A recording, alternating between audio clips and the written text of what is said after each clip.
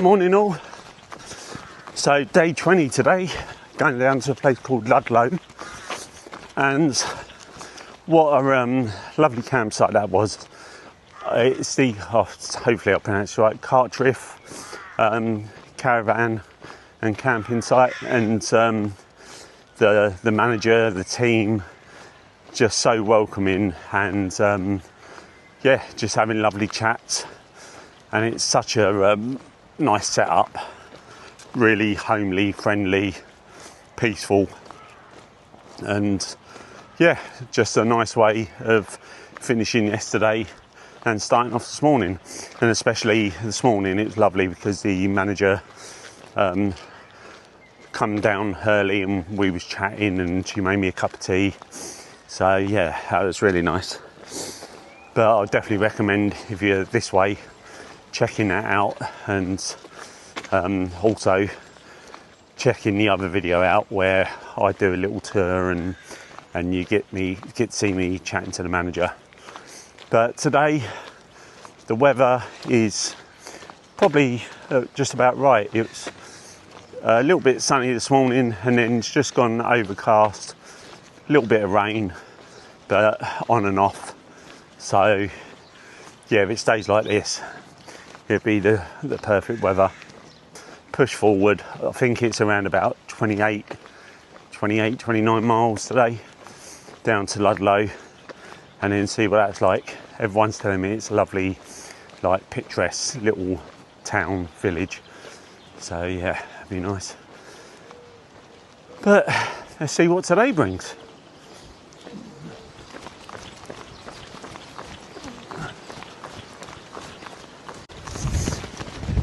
Just one thing about it. I was chatting to some lovely people, and when I was explaining, like always, the reason I'm doing this, about raising awareness, getting people talking, and yeah, they had some experience around PTSD, but they said they find it hard to talk to people. They did interestingly say it's easier talking to strangers, hence why they're talking to me, than people you know, and that's a common thing. I think because we got a disconnect maybe, and maybe that's why counselling can work with the right counsellor, because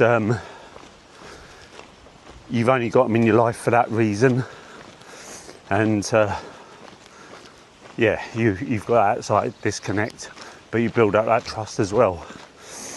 But the other thing they were saying is it's also hard to talk about it because of the shame involved, and that's really interesting, because I sort of grabbed hold of that and I said, I understand, because the shame side is, I suppose, less of the shame, but more of the how people are going to judge you.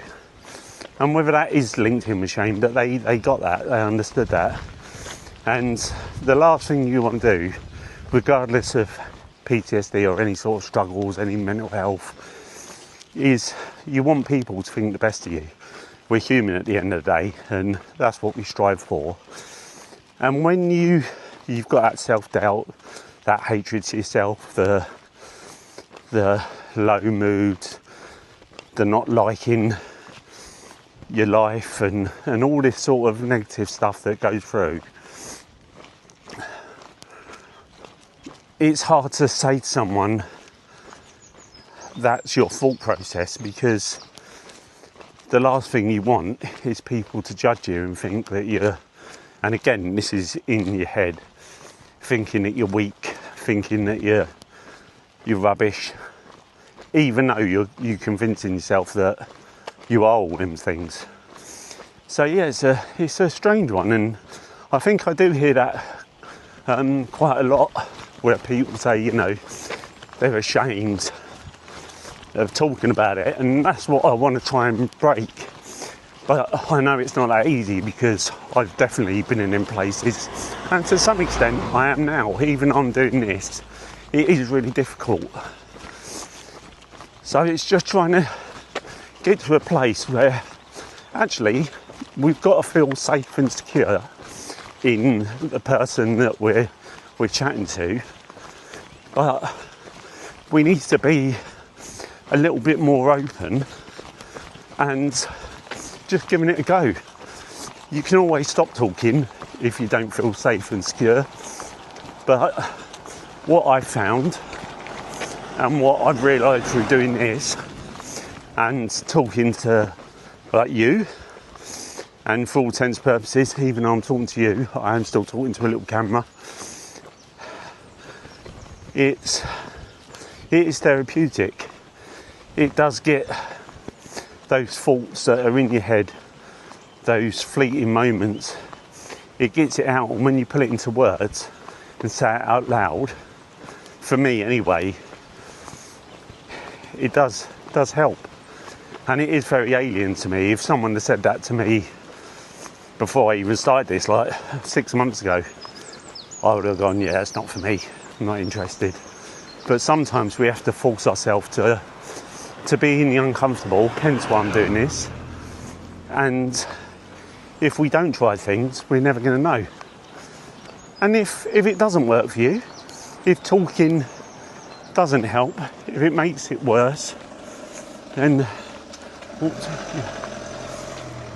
I'm going to get back to you. This gentleman's just pulled over. I'm either in trouble or he's going to chat more. Just got stopped by that car that come through, and actually, lovely gentleman by the name of Dave. I'll just get him on here. Oh, good morning, afternoon. We're sort of blocking the traffic, so we're keeping an eye out. But we've just had a really nice conversation, and actually, what's really refreshing is I know my whole journey is about educating people and all that, but you do come across these people like Dave. And it must be a Dave thing that he really gets it, and we've had some really nice conversations, and really understands about the journey and what I'm doing. And just quickly, you were saying, so your experience around PTSD and all that is like a broader thing, but I haven't got it, as far as I'm aware. I've had no trauma, but it is, I know some policemen, and it comes from stress, traumatic, an accident, something bad, a car crash. It can happen anywhere. And you were saying off camera there that actually it's a really valid point that life in general is stressful. You saying that with kids and stuff. Yeah. There's no one out there which is, I don't know how to put it, okay. Yeah. Everyone's, got the cost of living. Everyone's got mental health. Of fuel. Mental health is part of us. Oh, it's horrendous. Yeah. And it's more the coping strategies of, do you do hobbies? Yeah. Do you socialise? Yeah. They always say, what is it? A problem shared is a problem halved. Yeah. In that sort of, it's just. Before I met you, I was doing a little chat of actually saying, it's uncomfortable for some people, but what I found in this journey is actually just talking really helps. Whether it's talking to a camera, whether it's talking to people like yourself. It's not just a distraction, it's getting other people's views. And it's just seeing that, especially now with social media, you look on there and you see these people going on foreign holidays and thinking, oh my God, they must be rich. I wish they were. But everyone's got a problem with behind the scenes, people only show the good stuff, don't they? Not the bad stuff. Not I'm having a bad day. This has happened, that's happened. A pet's died. All that sort of stuff. And like I said, a problem shared, a problem halved. You talk to someone and you think, it is going to get better. Yeah. It's just sometimes it takes. And this is what we were talking about. And this is my main thing of going. Actually, it's okay not to be okay. We need to be in a comfortable place of going, I'm struggling today. I don't want to talk about it, but just to let you know, I'm not on my A game, and that can be enough. And also, like I've heard, I haven't got any friends like this, but you hear stories about when people are going through a bad time. Yeah. If you don't have a response from a text message, don't stop sending them. Yeah. Because sometimes people people, if they're going through a bad time, they struggle to reply. Yeah. But sometimes just having that ding ding, you know, That's what are you doing? Right, yeah. Just normal. Sometimes that just goes, oh, right, okay, yeah, and it might take 2 or 3 days to get replied. And actually, then that says, that's a really good point, because then that says that, oh, this person is interested. It's not just a one. About. Yeah. They're thinking about. Yeah, you know, it's really good. Because sometimes, you know, rushing around, he said, oh, they never replied to me. And it's like, I'll wait for them to reply back. Yeah. But if you know that someone is going through something, it just, you're like, oh, what are you doing today? Yeah. It's just random, you know, I'm stuck in the rain doing this. Yeah. And it just shows that you're just spending 2 seconds out your day just thinking that they do exist. Yeah. And they're not just brushed on the carpet. Well, what I'll say is, if you need a role model of how to be the person that's going to support others, this is your man. So just quickly, you say you're is it mechanic? Mobile mechanic. So what are you, self-employed? Is it your own company? Self-employed, yeah. So what, give a quick shout out, what's your name of your mechanic? I just DH Mechanical. Okay. Forgetting, to be honest. Yeah. But I've got to go and roof a Dutch barn now. Okay. So I hope it don't rain, because we're about... No. There's me saying, you say I hope it don't rain. I want a little bit of drizzle, but I don't want it to downpour. Oh, it is. So, yeah, it is. It's coming. Yeah, but you're definitely. going into it. I know. Grey over there. Everyone keeps on saying there's a heat wave coming, but I don't know when that's coming. But weekend. Yeah. I think he said weekend was meant to be coming. But anyway, I won't keep you too much longer. But really appreciate you having a chat, and thank you. As I said, also, Dave's just donated £5 to PTSD UK. So that's on me. So no, that's every penny counts. So I really appreciate it anyway. But cheers. No. What a lovely bloke. Do you know what? Before Dave stopped and we was chatting, I know I was in the middle of talking about something, but it's irrelevant now. I'm sure you get the gist. And yeah, I think that little message there probably taps into what I was talking about, and he confirmed it. It's all about just talking and having a chat. And I think what really, obviously he didn't know what I was talking about beforehand, but what really confirms it for me is exactly what he said, is if you're texting someone that you know is going through a bad time or going through a struggle, don't just text them once and wait for a reply. There's a difference from hounding someone, but just every like half hour, 20 minutes, just little texts, just so they know that you're actually thinking about them and you do care and you want to help, because that could make the difference of them then just making that contact back. But yeah, I'm going to push forward and see what the weather's like. It's one of those mornings this morning, just meeting loads of lovely people, and it's not always about talking about PTSD stuff, it's just those general conversations. Done my first 5 and a bit miles out of the way, just walking up this hill, sticking on B roads today, as the main A road is quite busy. So yeah, it's quite nice, peaceful little country roads. It's just nice to chat to people, see what's going on in their lives, see how they're feeling, how it's doing. You never know what difference that makes to them as well. And after all, they've taken the time to pull over to speak to me, so at least I can do is, you know, stop and have a good chat. Yeah. But I need to Google it, what they look like, but there's massive, they're either huge mosquitoes or they are horseflies, so I keep on brushing them off me, they keep on landing on my arms and my legs. But yeah, hopefully, I mean, touch wood, don't think I've been bitten yet.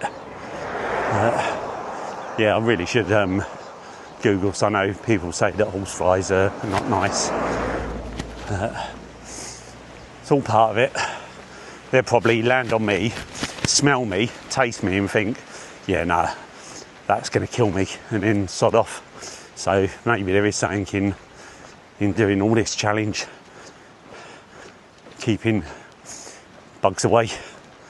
But let's carry on. Got the downhill now. Always nice to walk up a hill and then run down the downhill.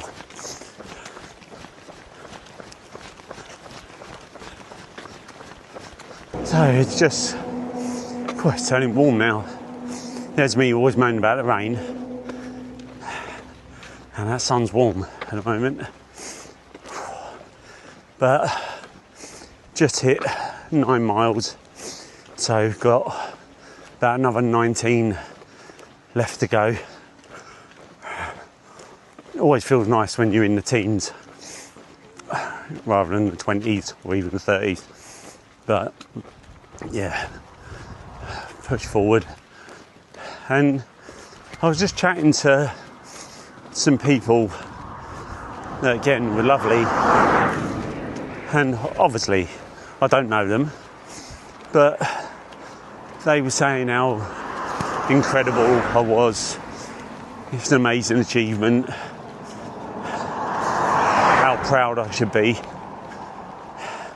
and it's something I'm hearing more and more. And in my early videos, I think I shared with you that how difficult that is for me to hear and believe. It makes me feel really uncomfortable, and I know it's in such a lovely and nice way, but I suppose the difference in me is I'm starting to, I don't know why I'm getting emotional, and this isn't sad stuff,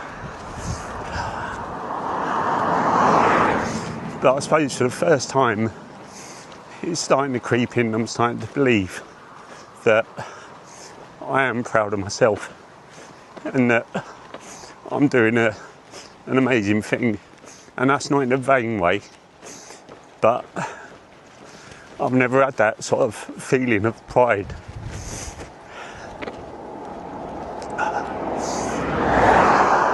And so, yeah, it's a new experience. It's an uncomfortable experience, but not a bad one. And yesterday, when David travelled all that way to come and see me, he said something to me that I was just thinking about even if I stop right now, which I'm not, but even if I stop right now, I've achieved an incredible thing and covered incredible distance. But then we laughed, and he said he knows that's not me. He knows I'm not going to stop. The only thing that will stop me is a horrific injury. But yeah, I suppose because I'm just running and walking every day, meeting people and pushing through the miles, I sometimes forget how far I've actually come and the distance I've travelled, and what an achievement I'm doing, being in that place I was fearful of, my own headspace.